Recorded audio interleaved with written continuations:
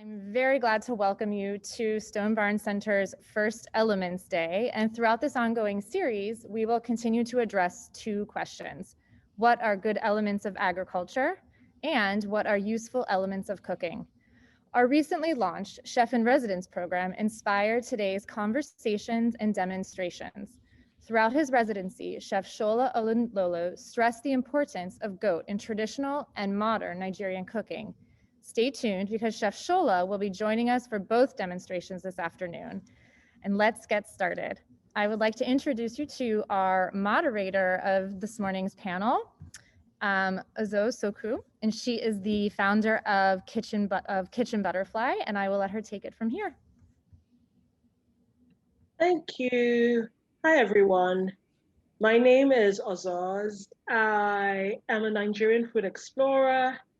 I eat, I cook, I write, but a lot of my work is around documenting and understanding Nigerian and West African cuisine in the context of global, culinary history, culture, and contemporary expression.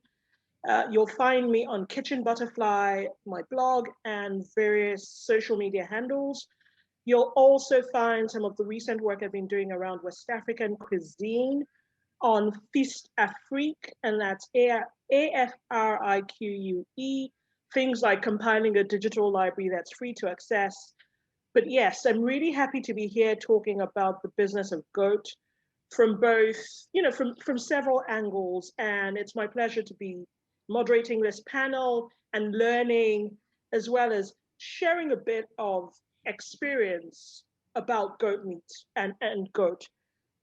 So I grew up in Nigeria, spent most of my years eating goat, but also understanding that goat in the context of Nigerian cuisine serves several purposes. So in Nigeria, you eat the whole goat from head to tail, right? And different aspects of and parts of the goat are used in cooking. But things like the goat hide and the skins also form a very important part of the Nigerian leather industry. So there's export trade, there's local trade around home furnishings and clothing that people use the hide from goat. And what I found really fascinating about traditional but also contemporary ways of selling and retailing goat meat is, even abroad. I currently live in Canada. I live in Mississauga and live and work on land that is historically and modern day owned by the Mississaugas of the First Nation. And one of the things that I found really interesting is that there are so many meat sharing arrangements. So you'll find people who work with farmers to sell goat, whole goats. So you find half shares, quarter shares, 1/8 shares, and that's quite interesting. So that's one, part way along that whole chain of retail and wholesale. And you find people exploring different arrangements around goat. So it's going to be lovely to speak with Elizabeth, Beverly, Charlotte, and Mike, and I'll let everyone introduce themselves. First of all, we'll go to the Stone Barns team to tell us a little bit about land management, ecology, agricultural practices, and how goat works, goat fits into the plan for the work that they do. So over to Team Stone Barns. Hi, everybody. My name is Charlotte STEINER, and Mike will be joining us later, but I'm one of the livestock farmers here at Stone Barn Center. We are located in Pocantico Hills, New York, which is right next to Tarrytown, so in the southern part of the Hudson Valley. And hi to everybody, and thank you so much for being here. I'm also really excited to hear from Beverly and Elizabeth for this panel. But just a little intro to what we do here at Stone Barns. Our livestock team is small but mighty, and we raise grass-fed beef, lamb, pastured pork that we have a waste recycling system for, eggs, and of course, my favorite, goat. So we practice rotational grazing.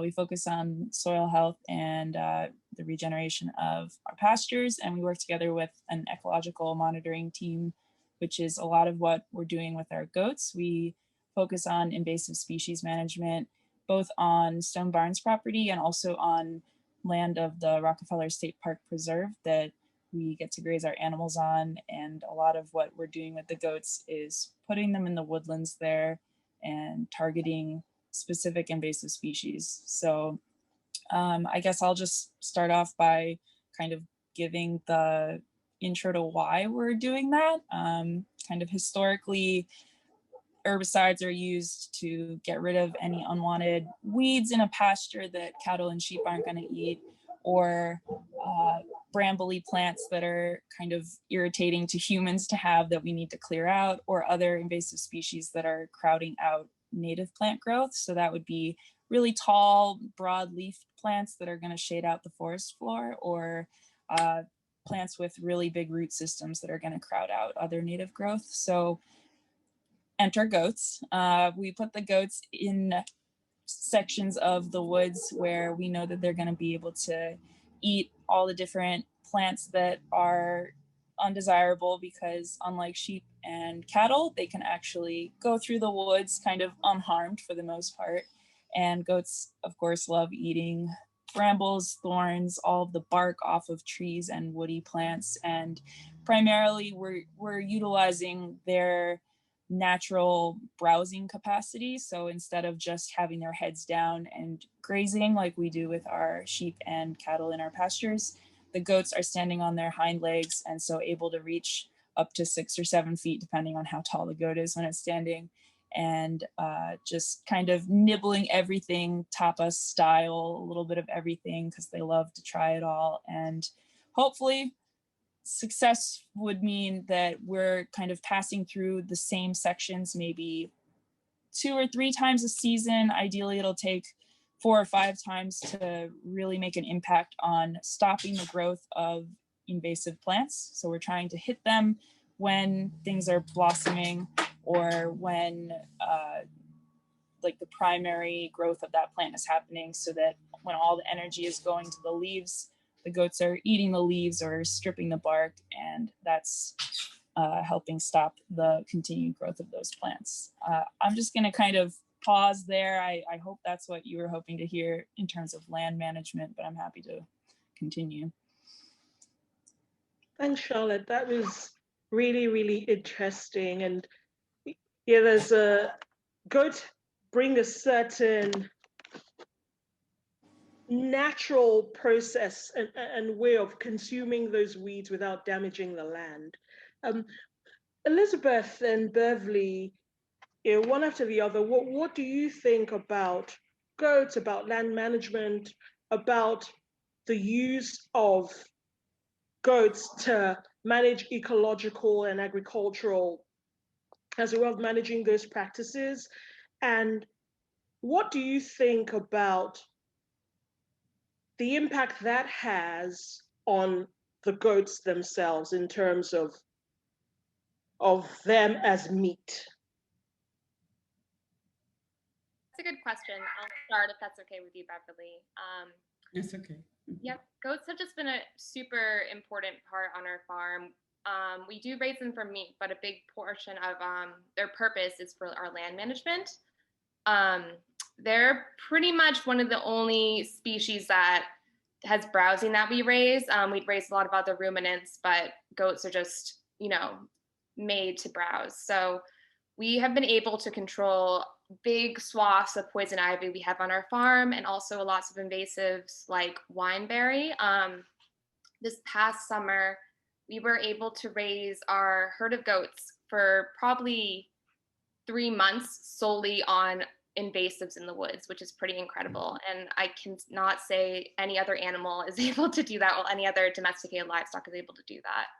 And I just found they've just been so important, and especially when you're farming and you say you have limited land resources, but you have access to woods. That has helped us a lot in droughts so we can allocate grazing to the goats in the woods that we wouldn't be able to for our sheep or cows. Can you introduce yourself and share a bit about the work you do, where you're based, and so people get a sense of who you are and what you do? Thanks. Hi, my name is Elizabeth Martin, formerly Galusha. I am an owner and farmer of a small diversified livestock farm in Ghent, New York, called Woven Stars Farm. Similar to Stone Barns, we raise a bunch of different animals that includes cows, sheep, goats, chickens, and pigs as well. Ghent is located right outside of Hudson, so we're a bit more north of Stone Barns right now. We also practice rotational grazing, and we're also newly implementing some silvopasture to our farm, which is pretty exciting. And that is just using grazing animals and integrating them into different perennial crops or different forested environments. And I'm Beverly Robinson. Thank you. And we run a small farm in Georgia, actually in central Georgia. We're in the middle of the state. We specifically raise KICO Spanish goats. That is the only breeds that we raise. And we certainly do use them as well for weed management. As we know, Spanish goats, they're foragers. They love to eat whatever is in front of them. So it helps us a lot with keeping the farm management and the weeds and everything under control. When we bought our place about 8 years ago, the University of Florida's Agricultural Center came out and looked at our place, and they immediately suggested that goats were the right ruminant to have on our place. And we followed their lead. The only unfortunate thing was, even though the goats we selected, Kiko and Spanish, eat just about any weed or whatever as foragers, I also had to unfortunately eliminate all the myzelials because that's something they can't eat, which is quite poisonous to them. But we only do meat goat as well. We're meat goat ranchers. We've done very well being in rural Georgia. It's nothing new in Georgia to see goats. But of course, individuals oftentimes misunderstand the goat, I feel, in their purpose and whatever on the farm. They just feel you just put them out there and let them go. But if you truly a goat producer, as we consider ourselves as, and you're concerned about the health of the goat because you know you are using that goat from farm to table, and we try to put ourselves in a position of, will we eat that goat if it's not healthy? And that is how we raise our goats. We make sure that they have adequate to forage on, and we supplement it with hay every now and then. But for the most part, we love for our goats to just graze. And we try not to break their pattern of grazing. In the winter, of course, it's difficult here as it is for you all in New York and other places, even more so for you. And so, of course, at that point, we do supplement with grazing, but we also we're a farm who everyone loves during Christmas because we're the dumping ground for Christmas trees. For the goats, for them to bring their trees to the farm and the goats to forage on the Christmas trees. And, you know, most of us who are goat farmers know we use that as a dewormer, it assists us in the deworming. So again, our goal is to make sure when that goat leaves our farm and going to someone's table, that goat has foraged on adequate forage out of our woods. We have pretty close to 25 acres that they're on. And we've had as much as 100 goats. And we realized that's too many for them all to remain healthy. So we're just that serious about how we raise our goats and the health of them. And we cull our herd out when we see they're not here. Some of them aren't healthy. I have to tell this story that when I started in the goat business, I got very attached and I started giving them names. And my son had to remind me, this isn't your pet farm, this is a business. Because you get attached and will not want to cull them out when they have to be culled out. Because the culling is for the sake of the goats being healthy and getting that good, healthy meat to someone's table. Thank you very much, Beverly. You've got me started on the second question I was going to ask, which is... I'm sorry. No. It's really good because you've just done an excellent transition. And it's essentially what you're talking about. What are the things that make a good breeder?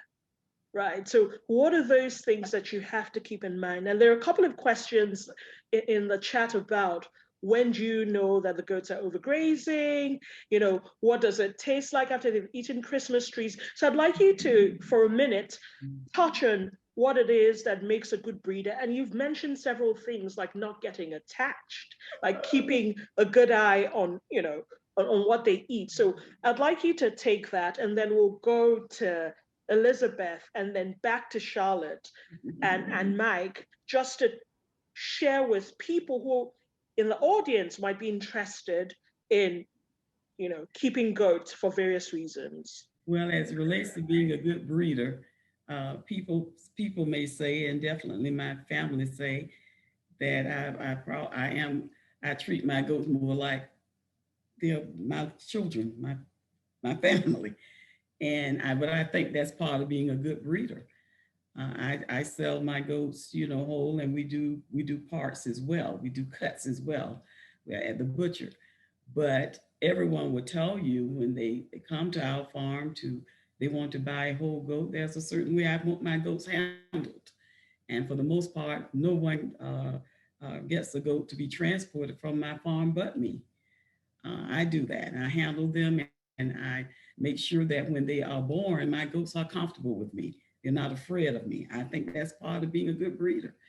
In any animal, your animals should not be afraid of you. And so I'm out there in the pasture very early when they're born, picking them up and the kids and making sure the moms know I'm not here to hurt them or whatever, you know. So I develop that bond when they're born. And I make sure, as I indicated before, that I understand what they like to eat. It costs you a little more in your pocket sometime. But again, my thought is I'm trying to sell an animal from farm to table. What would I eat?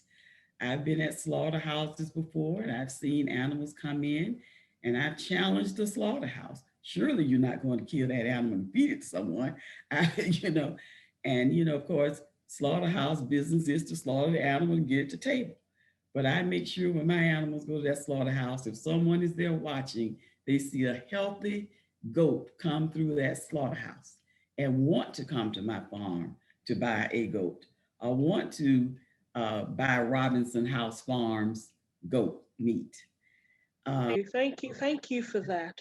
And we'll just hear from Elizabeth what you think makes a good breeder. Yeah, definitely. I wish there was more breeders like you, Beverly, up in the Northeast, but I've had a lot of trouble finding good breeders up here. We just do 100% grass-fed and grass-finished. We also do Kiko. I have a little Spanish goat in there as well. But there's just not a lot of meat goat breeders, and especially ones that are grass-fed and grass-finished. So the stock we've ended up buying have been grain-fed, and they've come from a more conventional farm, which doesn't really do a lot of grass-fed or rotational grazing, and we've had a lot of trouble with that in integrating them into a different system. So for any farmers out there, I recommend you look for a breeder in your local area for animals that are adapted to the climate.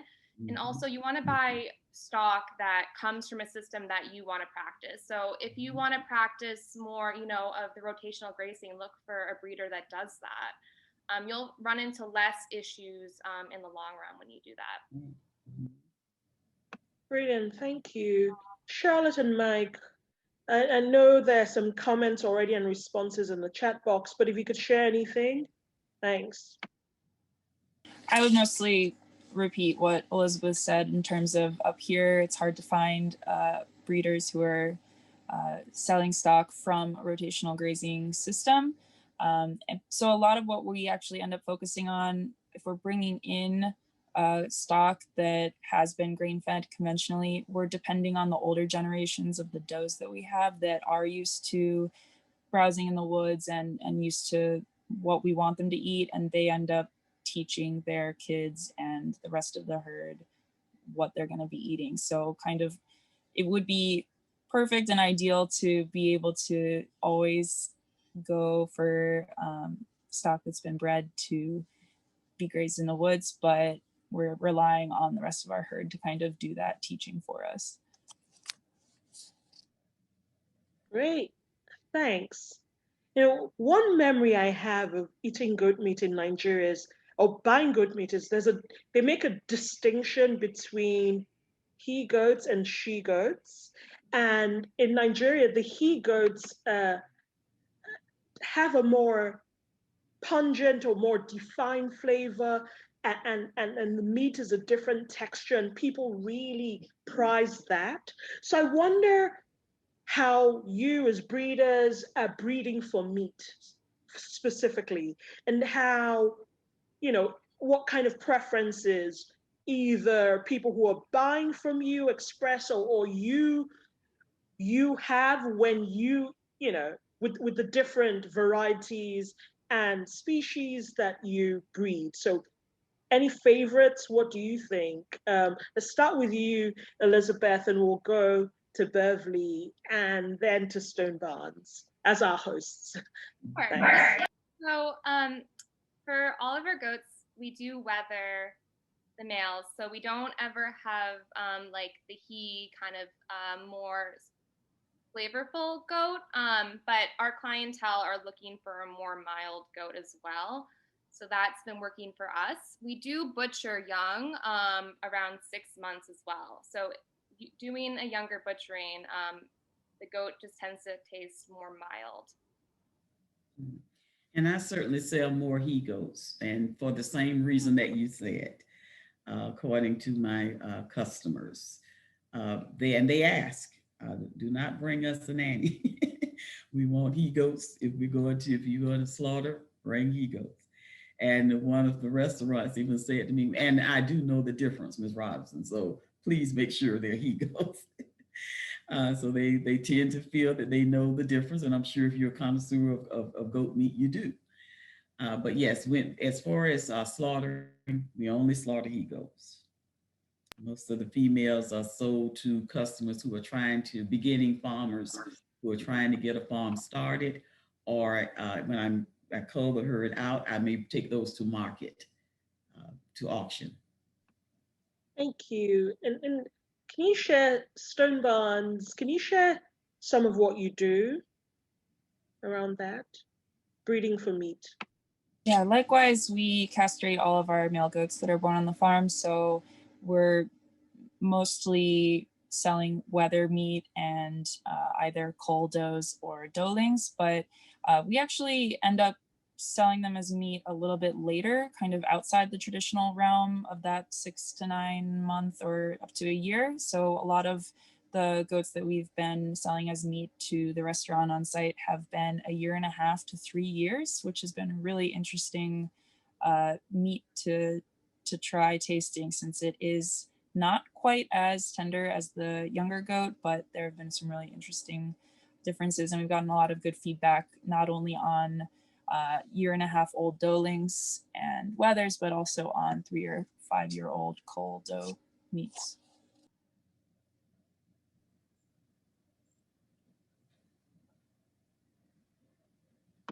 Mike, would you like to say anything in addition? I was not anything drastically different, no, but I think we're in a position where we have a market that maybe sometimes has a preference for something that isn't a traditional market item through other channels. So as Charlotte mentioned, the few animals that we slaughtered this winter were older, and as it relates to the previous question about genetics and stock too, it called out a few of the does from an initial purchase that we bought. We brought the original doe flock in here. That didn't work in the system for one reason or another. And then I think the oldest was 6, if that's right, Charlotte. that went through the slaughter channels and into the restaurant, and a chance to evaluate the flavor characteristics and kind of eating experience from an older animal versus a younger one. That's great.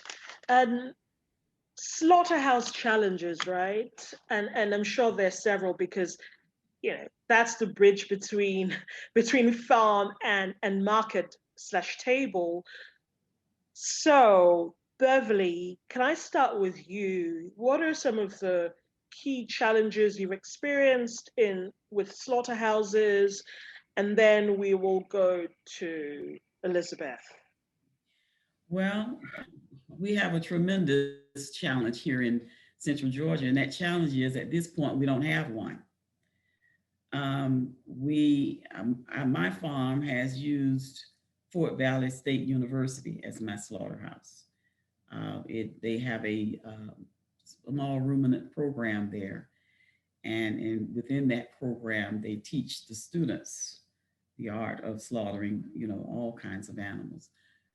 However, in administration transition, they have not begun to slaughter in a while. So I am about 8 months behind at this point in even providing meat to customers who are constantly emailing or calling me. And of course, you have to have a USDA approved slaughterhouse. And we only had one in the area, and that individual has retired and closed. And then the other nearest one burned down about a couple of months ago. So at this point, my meat goat label is with Fort Valley State University. And as we know, there's a process you would have to go through to get that label reassigned to another slaughterhouse. For me, that would mean at this point, my closest slaughterhouse would be in the state of Florida, about a 3.5 hour drive, which is a long time to keep the goats on a trailer. Again, I'm this humanistic person, and I try to say to myself, well, I would like to be enclosed for 3 hours to go to travel without water, food, or whatever. And so I am in a real dilemma at this point as far as slaughtering. So I had to revert to just selling whole goats right now until we can get the slaughterhouse dilemma worked out in Georgia. Wow, I wish you much success with that, because it must be a terrible position to be in. And I hope that gets resolved soon. And you lose your customers because of the weight. Yeah. So Elizabeth, could you share your own experiences? Yeah, definitely. I have similar struggles as you, Beverly, but we do have a little more access to USDA slaughterhouses in the area. My favorite butchers, they actually don't butcher goat, and that's because they just don't make enough money on the smaller ruminants. So that has us going to USDA butchers farther distances. The one we go to is a little over 2 hours away. I've used some butchers in the past, and not all of them do a really good job with goat, especially if you're going to be getting the smaller cuts like rib chops and loin chops. We've sent off a 75-pound doe and got probably 12 pounds of meat back. And it was just incredible. I'm like, where did all the meat go? And so, you just have to, we've just struggled. We've tested out probably 5 different USDA butchers, and we've stuck with one, which is pretty good, but they're not great. So there's definitely a struggle. There's just not a lot of, there's not enough USDA butchers in our area, in your area as well, all over the US. Thank you. I think that this might be a really good opportunity for some institutions, maybe grant funded, to train and develop some sort of scheme to setting up slaughterhouses for smaller farmers. This might be an opportunity for someone in this whole business of goats. So if there's anyone here who wants to run with that. But at Stone Barns, how do you slaughter? Like, you have an in-house team and you do all of that on site? Can you share? So first of all, it's always really disheartening to hear how difficult it is for small producers to have access to slaughterhouses and butchers. We have a relationship with a slaughterhouse that's about half an hour from here. So thankfully, when we can get dates, which has been difficult due to COVID, we do send our goats there. Usually we're trying to time goats and pigs, taking them at the same time to the same slaughterhouse. But we are extremely fortunate to have an on-site meat processing center here at Stone Barns. And so there's a team from Blue Hill and in partnership with Stone Barns. And so we bring back the whole goat complete, and then they break it down for use in service through the residency, like what Chef Shola was using for the dining room, or for breaking it down into smaller cuts for selling through the resource box program that we have here. So it's really such a fortunate situation to be in, to be able to have our goats go through that outlet here. So that's kind of the setup that we have. Thank you.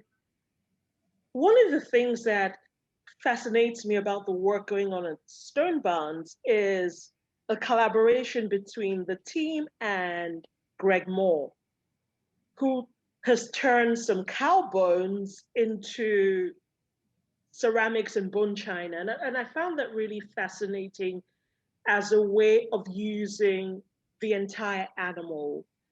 And when I think about sustainability, those are paths that I think are good to explore. So the business of goat is both about the meat for some people and about the hide, but there are various options. So I'd be interested to know from you, Elizabeth and Beverly and the Stone Barns team, about what you do with the parts that aren't meat. What do you do with the hides, bones, fiber, anything else that is not edible? Do you have ways of thinking about it or working with it? So Elizabeth, I'd like to start with you. Did I start with you the last time? I'd like to start with you. It's okay. And then definitely. Yeah, that's definitely super important, using the whole animal. Unfortunately, we don't right now because it's been difficult, but for bones, we do sell soup bones, but that's not the full goat. Sometimes we do sell heads, which is great, but a lot of times they're not as popular. So we end up eating or using a lot of the kind of less popular cuts. We do a lot of composting on our farm as well. So we try to compost like the bones. For the hides, we do save the hides and send them out to a tannery and do sell them.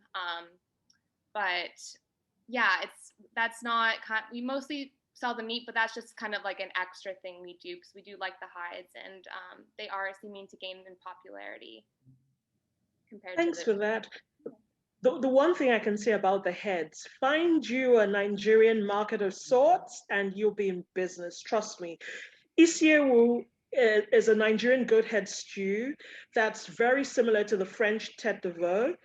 And it's a delicacy and Nigerians love it. So, that might be something to explore. Beverly, can you tell us about your own experience? We sell several parts of the goat. We have a great market for the heads. Our Haitian customers make managed soup. But to sell those heads, again, we had to get special permission from USDA, and the restaurant had to even provide the recipe to USDA, had to convince them. They gave our slaughterhouse specific instructions on how that head had to be cleaned, and the heads were not allowed to be stored at the slaughterhouse. We had to have those picked up immediately. So we did have some restrictions on selling the head. The hoofs we sell also. Our Indian customers buy the hoofs. They make a liquid type of tea out of it for colds or something of that nature in the winter.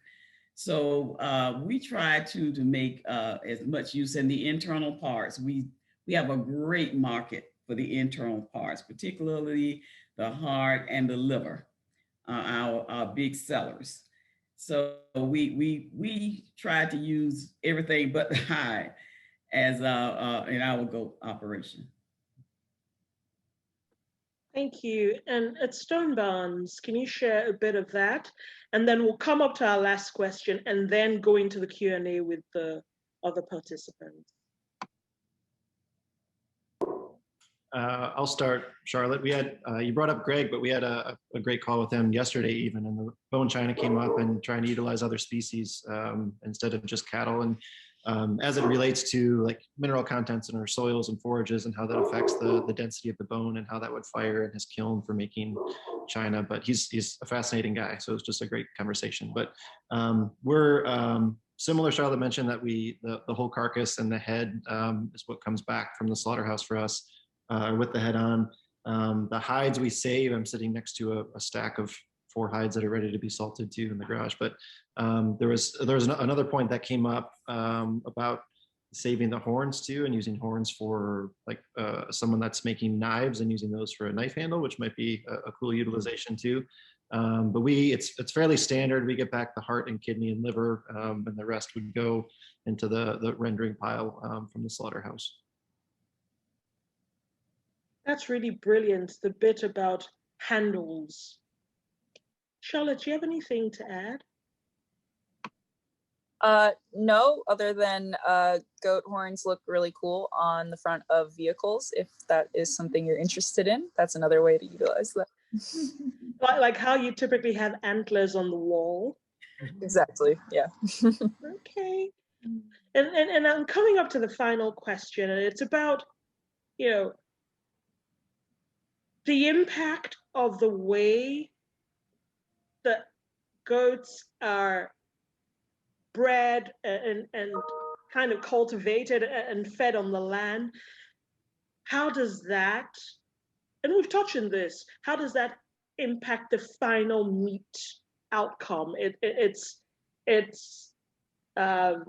taste at the table, its texture, the weight, the way the fibers are, and you know, what special care do you take to manage that chain and that connection?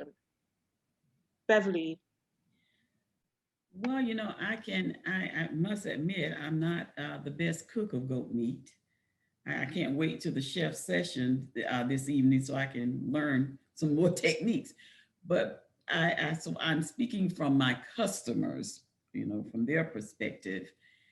And, you know, again, they seem to feel that those goats who are just grazed, you know, bring the leaner meat that doesn't have a toughness to it, is easy, cooks quicker and whatever. So based on where I live and with the capabilities I have on my place, that is why I said earlier, I graze more, because I hear that from my customers that, you know, those goats come and they're easier to cook. The meat is more tender. Particularly the restaurant owners. I've had a restaurant owner say to me once that they went to the market and got some goat meat, but when they came back to cook it, they could tell from the odor and the texture that it wasn't hadn't grazed. That goat obviously was raised at a fast speed, you know. And again, I'm talking about the way this restaurant owner, who was Haitian, was describing it to me, because I'm not a connoisseur of goat meat. I love it. I've had several events at my home, and I've had my Haitian customer to prepare the meal for one of my functions. And then at the second function, I had my Indian customers to prepare it. One who cooks more with herbs, one who cooks more with the curry style. And each of them wanted a goat that was a different age. Did you raise that goat? Was Ms. Robinson, how old is this one? How long has this one grazed? There was those type of questions. So speaking from my customers, they prefer my meat because they feel that the flavor in a goat is due to its grazing habits. I do a lot of field rotation. My goats, I have 6 past pallets at my place. So within a month, they've grazed those 6, and I rotate them every 8 days. I rotate my herd so that they can be on another rotation field within the month. I never leave them on a field more than 8 days. Thank you for that insight. And it's really interesting to see the care, because that does affect what ends up on the plate. So thank you for that.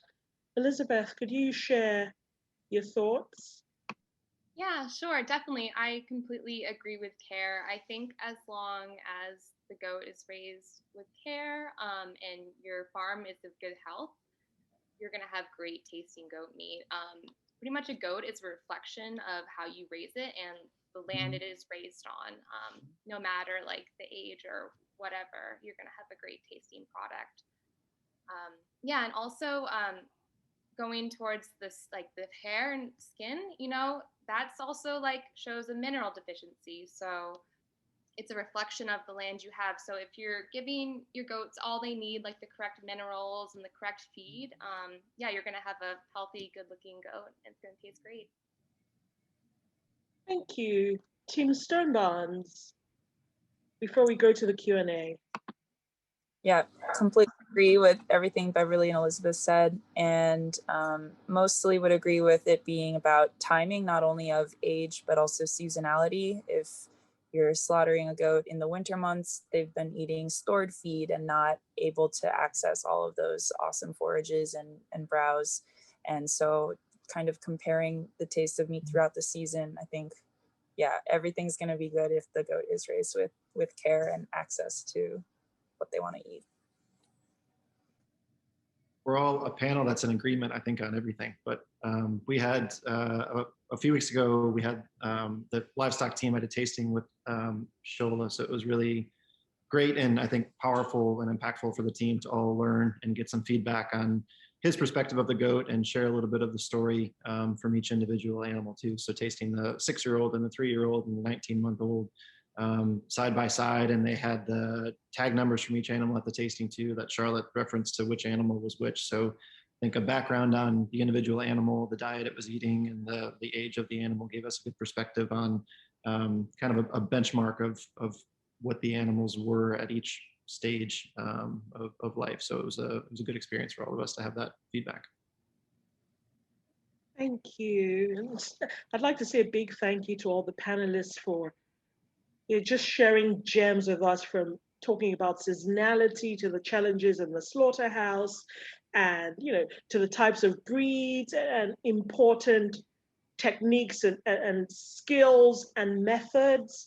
And I'd like to touch on a few questions in the chat box. So someone asked about overgrazing, but Elijah responded, so you can read the chat for that. Does the period of Christmas tree fodder affect the taste, Beverly? A quick one. Is there a big impact on the taste from, chomping Christmas trees? No, my customers have not indicated that there's a big difference. And I tell you, once those trees come to that farm, they don't last long. And I try to couple the Christmas tree grazing at the time I'm going to do my deworming. And so that's how I do it. Thank you. No, I have not gotten any feedback from customers that there is actually the customers love it, because to them, they're getting a healthier goat because it's part of my deworming. Great, thank you for that. Could you talk about fencing, predation protection, especially from coyotes? How do you protect goats while in the woods? How do you keep them in a fence? So Stone Barns, and then can you share with us what you do, and then we can go to Beverly and Elizabeth. Yeah, so for fencing, if you're raising any type of ruminant and sometimes poultry and pigs, there's Premier One Electronet, and that's kind of the portable electric net that you can move through the woods, maybe not with ease. It gets stuck on every possible bramble and branch, but setting up that electric fence and making sure that you have enough grounding rods on your energizer to keep the net at a high enough shock to actually kind of strike fear into any coyotes that are trying to get in. In terms of keeping the goats contained, we could probably spend another hour talking about the escape antics of goats for all of us, but I'd say number one predator protection are our guardian dogs. So not sure, I'd really curious to hear, Elizabeth and Beverly, if you have guardian dogs, but we have a few. We have some Akbash, which is a Turkish short-haired breed, Great Pyrenees, and Maremma, which is an Italian breed. The Maremma, he doesn't really like the goats, so we don't put him in with them, but the two Akbash dogs and the Great Pyrenees that we have are excellent at keeping coyotes and stray dogs away. Thank you. Is that, and if you can touch on, is it, I don't know whether it's temperature or temporary fencing, someone asked, and how capable are those with keeping, like, how capable are they with standard cattle fence? 5 feet tall, high tensile, so, and polyrope for temp paddock. So if, you know, any of the things you have to say, touch on those, please feel free to include.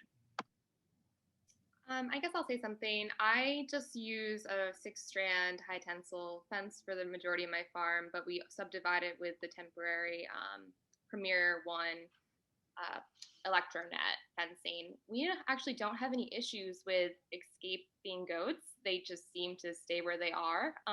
We just use the lowest 36-inch high fencing. We've also raised them on a different property solely using the Electronet. And I have 4 livestock guardian dogs. I have 3 Akbash and 1 Maremma. Our Akbashes are pretty much solely with our sheep and goats throughout the year. So that's definitely a big help with predator protection on the farm. But on the other property we had them at, we didn't have any livestock guardian dogs there. And the key to keeping the coyotes out was just an extremely hot fence. We didn't have any issues the whole summer, and we've seen coyotes there. So I think as long as you have a really hot fence, that could be sufficient. But also, I can't speak to people who have escaping goat issues, because I just haven't had those yet. And we've not had major predator problems in our farm, and so we've not seen a need to have electric fencing or anything. The most we've had during our time of operation has been maybe stray dogs or whatever. And I must say, you know, being in a small town, everyone knows what you do, and they're very happy that you're there. And when I have had any type of predator problems, or I have all just called our animal control person. They've been very good at coming out and setting traps to help clear that up for me very, very quickly. So I have a lot of support in the little town where I am if I have issues. Thank you. And in the chat, you'll also find a couple of recommendations. One is about a website called goatrancher.com, and it has a companion monthly magazine. And then there's a link to a special project in Southern California, angelescrestcreamery.com. So you can have a look in the chat for a few more things that people have shared. There was a question earlier about at what points are the goats overgrazing in the woods, and how many goats do you raise on invasive plants, and just that distinction between the fact that the goats are consuming invasive plants have an adverse effect on the meat? Because I think when I think about invasive, sometimes I think not only about foreign species, but I think about poisonous plants and weeds. So what's the balance that you strike between those invasive species and the outcome when you raise the goats for meat? How do you manage that? Well, I really don't, because I raised, again, Kiko in Spanish. You forages on just about anything you put in front of them. I don't really try to separate. They're free range. My goats are free range, and like I said, I rotate them so that whatever forage was in that field that they were in before, it gives it a chance to grow back or reproduce some, and then they're moving to the other. And I can't say that on my place it's the same in every one of my pastures, because it isn't. And so I don't really try to distinguish that or have no evidence of the impact of which on the meat taste. I can chime in as well. Yeah, so for the taste, I haven't had any issue. If a plant isn't the healthiest for that goat, that's not their first thing they're gonna go out and eat unless they're pressured for that plant. So I haven't any issue. But as for controlling invasives, yeah, it just depends what you're looking for in restoration. If you really want to get rid of, we've been dealing with some wineberry. It's similar to a raspberry, and it grows pretty prolific where I am. And we've grazed goats for like a long time on just solely wineberry throughout the summer and haven't had any taste issues. As for overgrazing the woods, I think as long as the goat is able to eat the majority of the plant and or stomp that plant down, but not harm the native perennials that are growing there, like bark eating and things like that. If you don't, then I think it's like time to move them to a new area. It's all about timing and the area space you give them and your movement as well to really properly manage a wood area. And monitoring, I can imagine. Yeah, like you know your goats like family members almost. A couple of things Annie shares in the comments. Is anyone using the USDA slaughterhouse in Stafford Springs, Connecticut, CT? And then Bennett wanted to talk about warming strategies, particularly following organic guidelines. I think Beverly already shared something about how Christmas trees help with that. And we've got a minute to go. So I'm just going to let everyone talk about warming strategies. And if you have 2 or 3 more minutes, then we can wrap up and close and finish by 12:05. Does that work for everyone? Mm-hmm. Okay, so deworming strategies, please, for people who are looking to breed. I can chime in. Yeah, so pretty much our deworming strategies is pasture rotation and heavily culling any animal that gets infected. Pretty much we do not want to worm our animals at all or deworm our animals and give anthelmintics. So if we have a goat that's more susceptible, particularly to barber pole worm, we will write that down and cull that goat at the end of the year. We don't really want to keep them for breeding stock. They're a fine meat product, but for breeding stock, that's not great. But also we do a lot of rotational grazing. So we don't return back to the area for at least a month, preferably more. And that's really helped control our parasite load as well. So.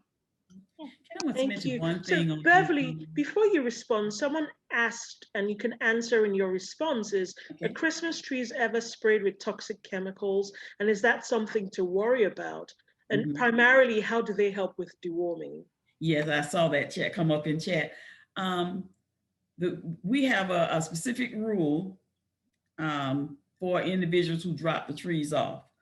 All tinsel, anything they've decorated with on that tree must be removed. And I inspect those trees before they go into the pasture. They can't drop them in the pasture. We have a drop-off point right as you enter the gate to come into our farm. I go out there and look at the trees to make sure that there is nothing on them. And so far we've not had any problem. Everything must be removed and stripped from the trees before they are taken to the pasture. And we take them to the pasture, not individuals. You can't just take them to the pasture. We do that so that we can inspect the trees. If we have any inclination that something might be on those trees, we will rinse them down very thoroughly. We won't put them in the pasture right away. We'll put them in a separate pasture and pray that rain will come along if we can't get there to wash them, and wash them real good before we put them in the pasture with the animals. Thank you. How do they help with deworming? What's special about them?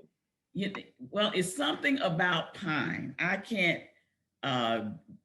give you the biological reason, but it's something with the pine that interacts with that goat system to help with those worms. And this isn't anything new. A lot of people use pine as a form of deworming. And so it's something that we learned from another farmer, really out west somewhere, who uses pine or the Christmas tree as their dewormer. And I wanted to make one other comment about deworming. I noticed that beginning farmers in particular, because I made this mistake, which is why I want to make this comment. When we see a goat who looks sickly, we immediately think that goat needs to be dewormed. Sometimes that goat can be anemic and other things could be going on with that animal. Again, reiterates the fact why it is so important that you as the breeder know your herd. Because everyone will say to you also, oh, you can never overworm a goat. Give them all they can eat. People say that. Goats get a bad rap, that they eat anything, you can do anything to them, whatever. And a lot of that is not true. So I always tell people who come to my place and say, I'm just starting, I tell them, well, let me just first tell you before you do this, it is not true that you can throw them in the pasture and leave them if you want a healthy herd. Thank you very much. Mike and Charlotte, do you want to say anything to that in the last couple of minutes before we go to like the closing round? I would say that's a lot of great advice from both of them. Also, in terms of deworming, you just have to know kind of traditionally what's been used on the land that you're on, because if those chemical dewormers have been relied upon and overused, the parasites are going to build resistance, and that's where we come into issues. So we're really just trying to look at, again, kind of quality of life for the animal. If it's really lethargic, that's no good for it. But also in terms of being able to bring an animal back, we have used kind of a black walnut, garlic, cayenne deworming powder, and I think those things have some of the same properties that the pine does, and I've also heard of people relying on that. And then sometimes other tinctures and treatments, and sometimes you don't know if it was actually the tincture that helped or the attention and care to the animal. So yeah, again, just kind of knowing your land and your herd.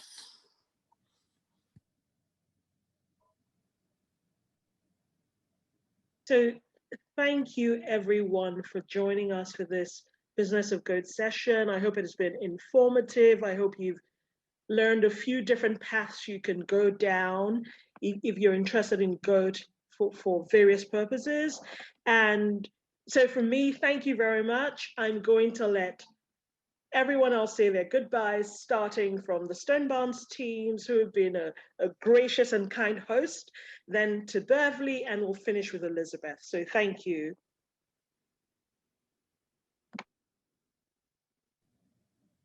Hello. I was waiting for Charlotte. Thank you very much for the time to connect with everyone. Thank you so much from Robinson House Farms in Soperton, Georgia. You can visit our website. If you're ever in Middle Georgia, please come and visit us. Thank you. Thank you to everyone who's been on this call. It's really inspiring to see some awesome goat farmers out there. Great. Thank you so much for inviting me to join the conversation about goat, and thank you for being a great host.